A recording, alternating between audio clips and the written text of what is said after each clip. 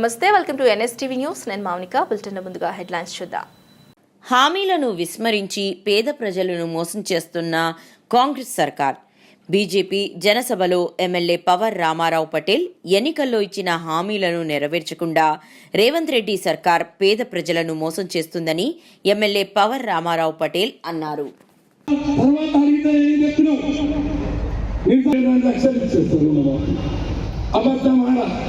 దేవుడితో సాక్ష్యం పెడుతున్నా. వరంగల్లో పోయిన భద్రకాళి అమ్మ మీద ఒట్టు పెట్టిను, ఇంకా తమ్మక్క సారక మీద ఒట్టు పెట్టిను. తెలంగాణలో ఎన్ని దేవాలయాలు ఉంటే జిల్లాలలో గద్వాల జిల్లాలో పోయి తోగుడామ్మ మీద ఒట్టు పెట్టిను. ఇస్తాను దర్శనం అయిపోయింది కదా రేవంత్ రెడ్డి, మరి దేవుడికి నాకు అబద్ధం. పేదరికం అమ్మాయిని నేను ఇంటర్ చేస్తున్నాను, ఇంటర్ కంప్లీట్ అయిపోయింది. అది ఇంతవరకు 15,000 ఇస్తామని చెప్పారు రేవంత్ రెడ్డి గారు. ఇంతవరకు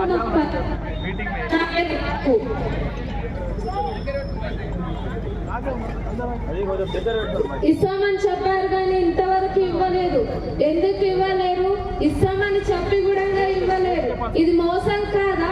నాలాంటి ఎందరో పేద పిల్లలు ఉన్నారు. స్కూటీ ఇస్తామని చెప్పి కూడా ఇవ్వలేదు.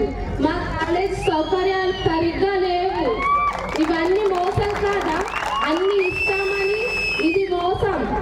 సీఎం రేవంత్ రెడ్డి అందరికీ నమస్కారం.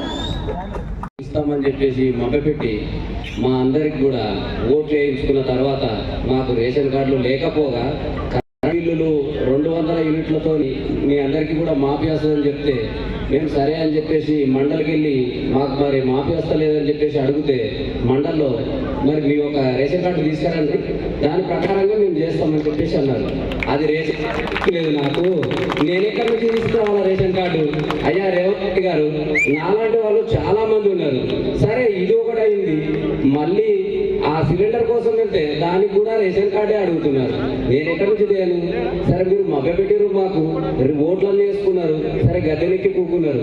దయచేసి మాలాంటి అమాయకులని మీరు ఇలా మమ్మల్ని మోసగించకుండా మా అందరినీ కూడా మీరు కోరికలు నెరవేరుస్తారని చెప్పేసి ఈ సభాముఖంగా మీ అందరినీ హెచ్చరిస్తున్నాను సార్. కంపల్సరీ మాకు ఇవ్వాల్సిందిగా కోరుకుంటున్నాను.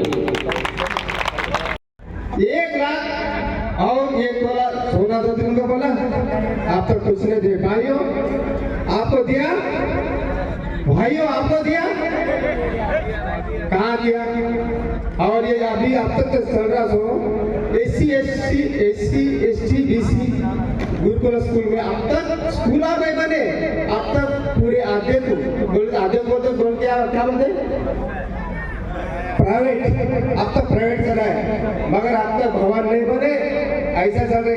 कल तो आपको तो मालूम है फूड पॉइजन कैसे बच्ची मरीज हो, तो ऐसा काम कर रहे हैं गवर्नमेंट। अब सुधार लो, अब तक सुधारो। 1 साल हो गए आपको पूरा करने के लिए।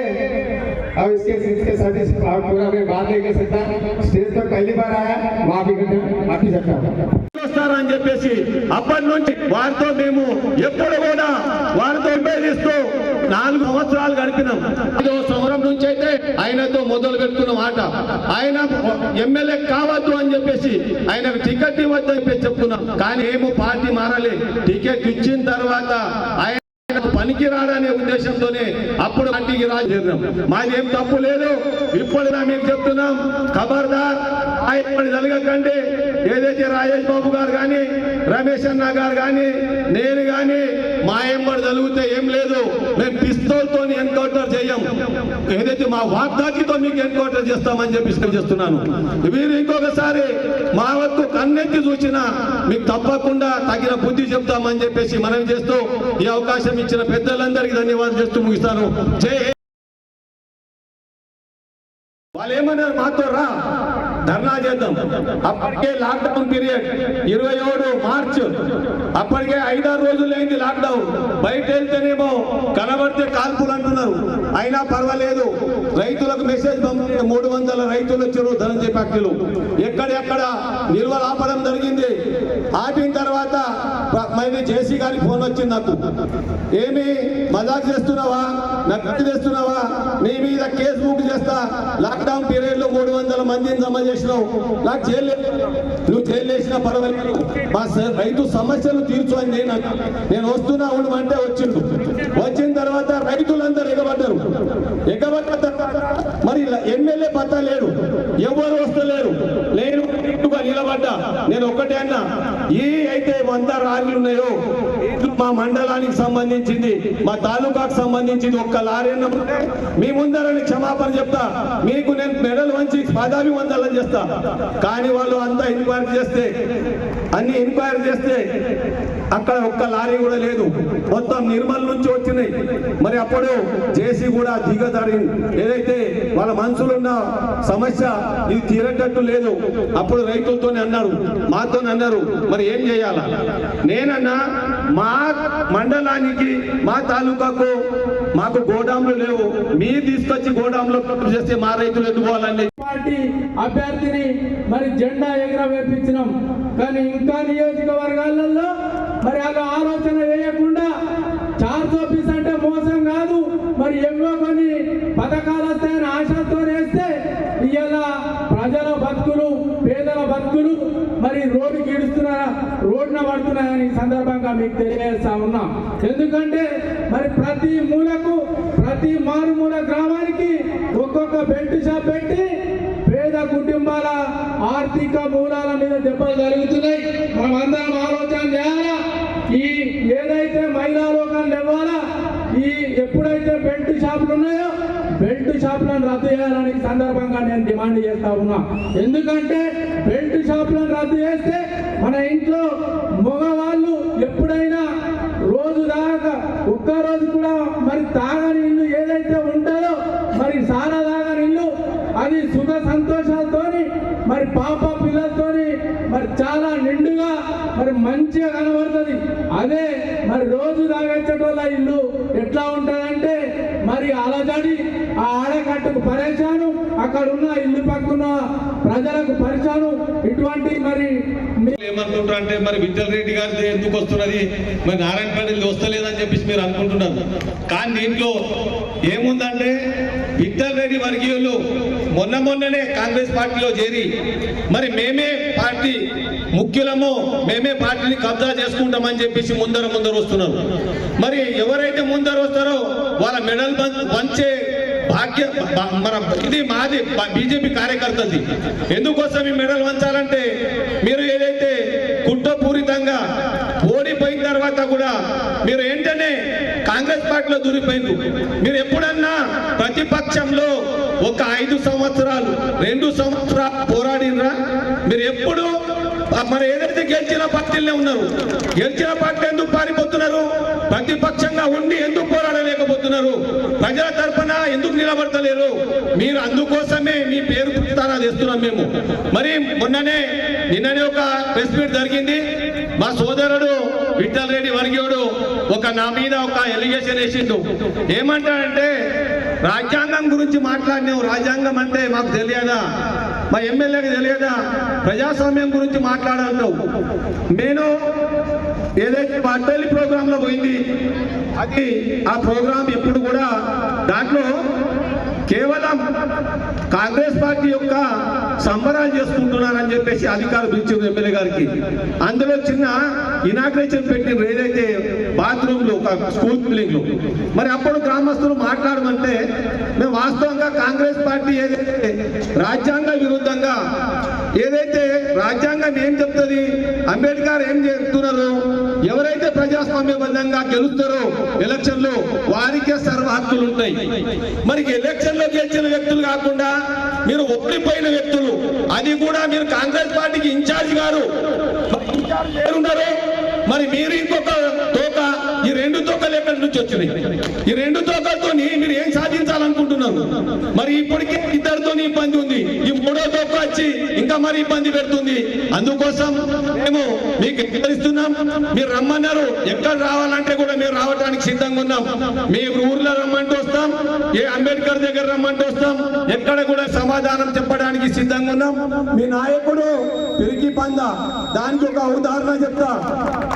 లాక్డౌన్ పీరియడ్లో ఇదే మన ఎగ్గాం గ్రామంలో సర్పంచ్ గారు నాకు పిలవడం జరిగింది.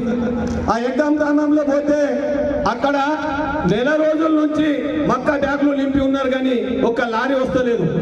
ఆ లారీ ఎందుకు వస్తలేదంటే ఏదైతే జేసీ ప్రభాకర్ రావు ఉండేనో ఆయన మొత్తం లారీలు మన మంత్రి భారతీయ జనతా పార్టీ కార్యకర్తలు పబ్లిక్ లోకి వెళ్లి ఈ యొక్క కాంగ్రెస్ ప్రభుత్వాల అబద్ధాల గ్యారంటీలను, అదే విధంగా ఏదైతే టిఆర్ఎస్ దొంగ వ్యవహారాలను వెళ్ళపెట్టడానికి రెడీ ఉన్నారు.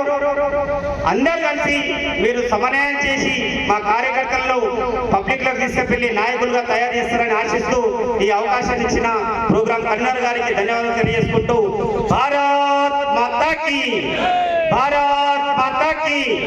ఈ ఆగ్నేయంలో ఉన్న మన ప్రతిపక్ష పార్టీ ఆడబిడ్డల కోసం ఒక బస్సు మాత్రం నడుస్తుంది.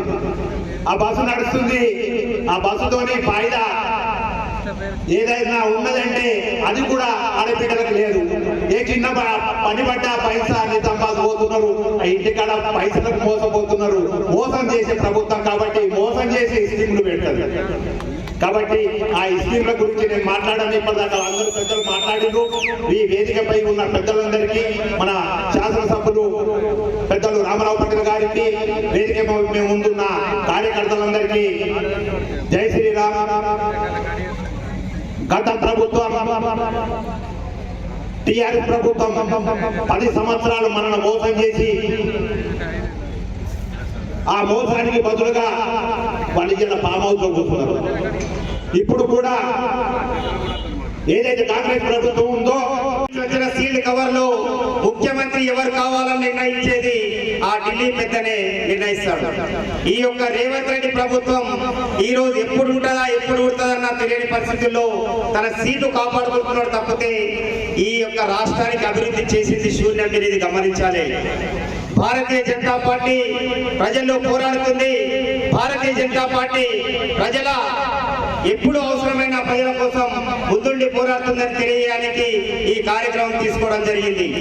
1 సంవత్సరం పూర్తవుతుంది మన రేవంత్ రెడ్డి గారు గద్దెనెక్కి.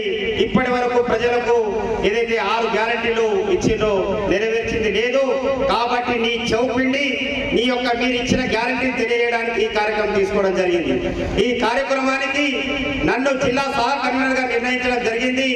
నేను ఈ కార్యక్రమానికి అదే విధంగా దీనికి పర్మిషన్ తీసుకోండి అని పోలీస్ వారి దగ్గరికి మేము పిటిషన్ పెట్టుకోవడం జరిగింది. పోలీస్ వారి దగ్గరికి పోయి, అయ్యా మాకు తెలంగాణ రాష్ట్ర ప్రభుత్వం, తెలంగాణ బీజేపీ మాకు ఈ యొక్క కార్యక్రమం తీసుకోమని చెప్పింది, మీరు దీనికి పర్మిషన్ ఇవ్వండి అంటే లేదండి 30 యాక్ట్ అమల్లో ఉందంట. బైన్సా పట్టణం ఏదన్నా తెలంగాణ రాష్ట్రంలో కాకుండా వేరే పాకిస్తాన్ లో ఉందని మీకు ఈ సభాముఖంగా అడుగుతున్నాను. 30 యాక్ట్ హిందువుల పండుగలు వస్తే 30 యాక్ట్ వస్తుంది. హిందువుల ఏదైతే హిందువుల ప్రోగ్రామ్స్ వస్తే 30 యాక్ట్ వస్తుంది. బీజేపీ ప్రోగ్రామ్ కి 30 యాక్ట్ మీరు పెట్టాల్సిన అవసరం ఏమొచ్చిందని నేను మీకు అడుగుతున్నాను.